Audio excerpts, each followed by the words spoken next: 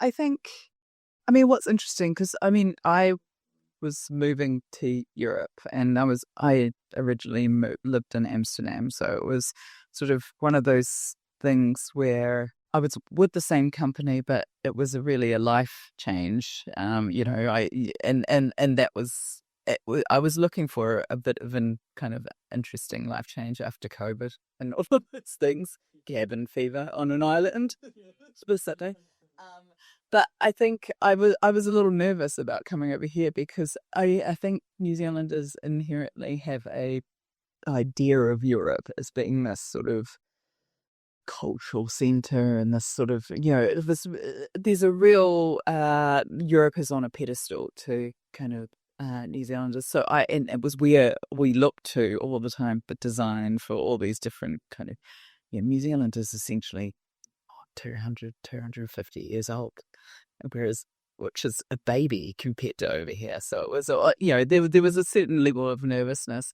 But I think once I got here, I think I inherently have a way with sort of, I am two cultures. I'm basically the United Nations, but I have an indigenous part of it.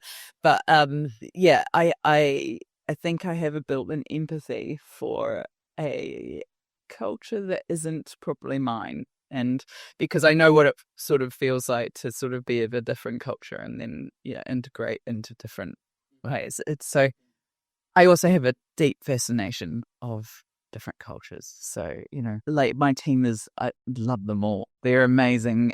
But the nuances of speaking to an Italian team compared to a French team, compared to a Swiss team.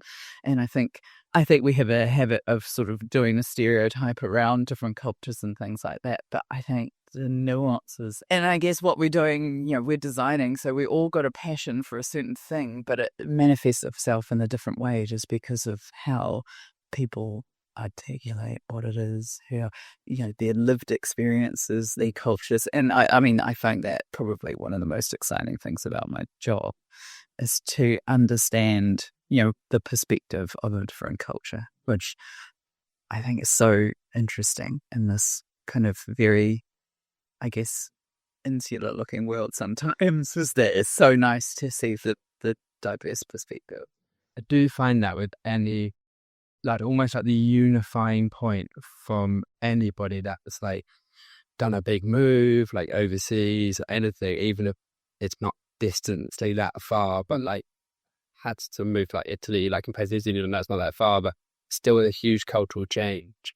I feel like that one unifying thing is like having broken your safe bubble, if that's the word, and then going into this completely new like environment, having to learn everything and it being so different in one way or another to what you pictured and expected. And yeah, that one thing, oh my goodness, like you've done that move and like, how did you find this? And it's a kind of a unifying point.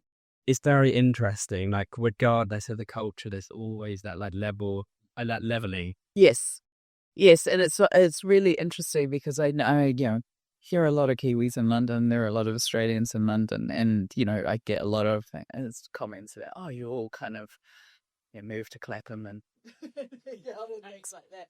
I have to say, I haven't probably encountered as many Kiwis as I thought, but I think it's because I operate at a sort of in a more European environment than a London environment, and because I was an Amsterdam and things like that, I the expat idea is really interesting, and being an expat in a country, in a city like Amsterdam.